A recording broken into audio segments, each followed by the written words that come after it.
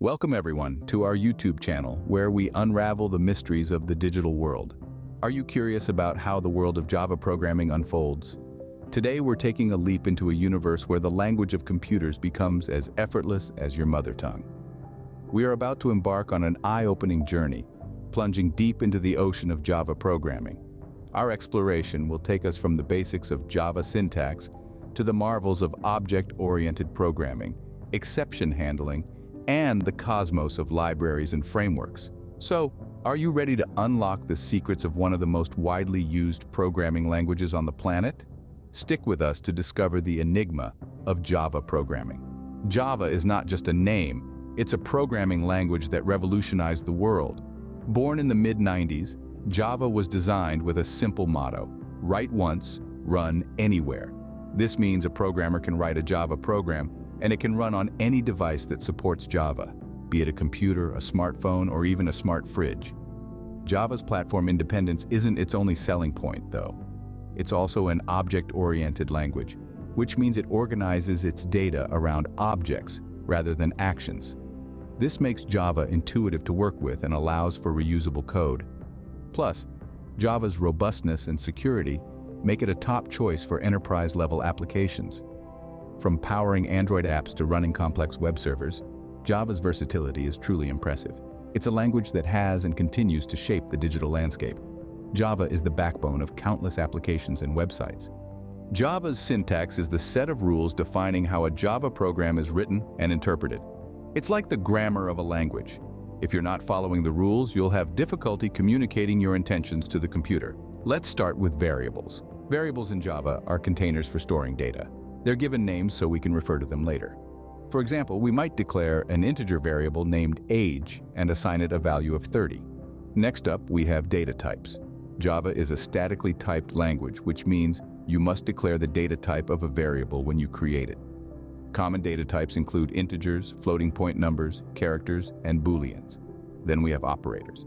Operators perform operations on variables and values. We have arithmetic operators like plus and minus, comparison operators like greater than and less than, and logical operators like and or. Now let's talk about loops. Loops are used to repeatedly execute a block of code. For instance, a for loop might be used to print the numbers 1 through 10, and a while loop might keep asking for user input until a valid response is given. Conditionals, on the other hand, allow us to make decisions in our code. If a certain condition is met, we execute one block of code. If not, we execute another. This is done using if, and else statements. An important part of Java's syntax is the use of semicolons and braces. Semicolons are used to mark the end of a statement, much like a period in a sentence. Braces, meanwhile, are used to group blocks of code together. Finally, let's not forget about the case sensitivity of Java. The language is case sensitive, meaning hello and hello are considered different. All these elements, variables, data types, operators, loops, conditionals, semicolons, braces, and case sensitivity, make up the basic syntax of Java. Understanding them is crucial to writing effective and error-free code. Mastering these syntax rules paves the way to proficient Java programming. Java is an object-oriented language, but what does that mean exactly? Well, let's delve into it. Object-oriented programming, often shortened to OOP, is a programming paradigm that uses objects, data structures consisting of data fields and methods together with their interactions. In Java, these objects are created from classes. You can think of a class as a blueprint for creating objects. For instance, if you were to create a dog class, the class might outline the variables a dog may have, like name and breed, and the methods it can perform, such as bark or wagtail. An object, then, is an instance of a class, like your pet Fido, a specific dog with a name, a breed, and the ability to bark and wag its tail. Now let's talk about inheritance. Inheritance is a mechanism that allows one class to acquire the properties, fields, and behaviors, methods of another class. Picture this. We have a dog class, but we also have a poodle class. The poodle class can inherit the properties and behaviors of the dog class, while also having additional characteristics specific to poodles. This means less code to write and more reusability. Polymorphism, another fundamental concept of OOP in Java, allows us to perform a single action in different ways. For instance, let's say we have a method in our dog class called sound. For a dog object, this might return a woof, But if we have a poodle object, which is a subclass of dog, it could override this method to return a more specific sound, like a yip. This makes our code more flexible and intuitive. And there you have it. Object-oriented programming in Java revolves around these core concepts of classes, objects, inheritance, and polymorphism. It's a powerful methodology that helps us create code that is more reusable, organized, and easier to maintain. By using OOP principles, we can create complex applications with code that is easier to understand and debug. Remember, object-oriented programming in Java makes your code reusable, organized, and easier to maintain. Errors are inevitable in programming, but Java has a way to handle them. This mechanism is known as exception handling. It's a process that responds to the occurrence of exceptions, which are events that disrupt the normal flow of the program's instructions. Now let's delve into the heart of exception handling, the try-catch blocks. Essentially, the try block is where you write code that might throw an exception, and the catch block is where you handle that exception. If an exception occurs within the try block, the flow of control immediately shifts to the corresponding catch block, where you can manage the exception or even throw it further up the call stack. Speaking of throwing exceptions, let's talk about the throws keyword. This is used to denote that a method might throw a certain type of exception. It's a way of signaling to the parts of your program that call this method that they should be ready to catch and deal with this potential exception. The beauty of exception handling in Java is that it allows you to create robust applications. It provides a way to detect and report the occurrence of an exception, so you can decide what action to take. In essence, it's like a safety net, preventing your program from crashing when something goes awry. Exception handling in Java ensures your application can handle unexpected conditions without crashing. Java's power extends beyond its core language features. It is also characterized by a vast ecosystem of libraries and frameworks, tools that truly amplify the capabilities of the language. So, what exactly are libraries and frameworks in Java?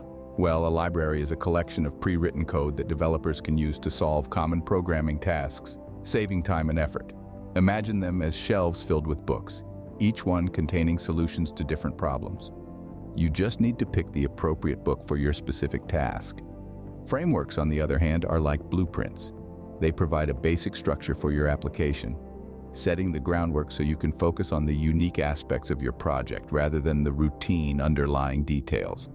Think of frameworks as the skeleton of a building. You don't have to worry about the structure. You can focus on designing the rooms and choosing the paint colors. Java has numerous libraries and frameworks. Some popular ones include Junit for testing, Apache Commons for utilities, and Spring Framework for enterprise applications. These tools not only expedite development but also improve code quality and maintainability. Remember, every great artist needs their tools.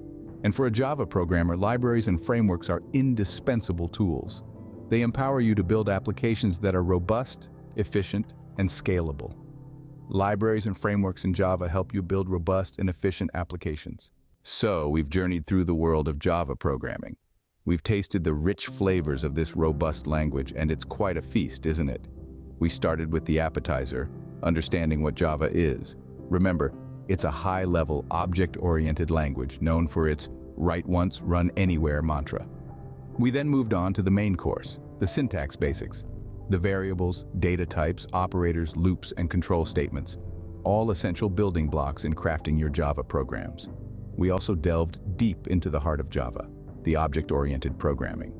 We explored classes, objects, inheritance, polymorphism, and encapsulation, the key principles that make Java a powerhouse in the world of programming.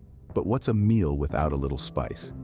We added that with exception handling, learning how to anticipate, catch, and handle errors, making our programs more resilient and user-friendly.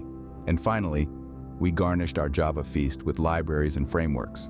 We discussed how these ready-to-use code libraries and frameworks can enhance your productivity, helping you build complex applications with ease.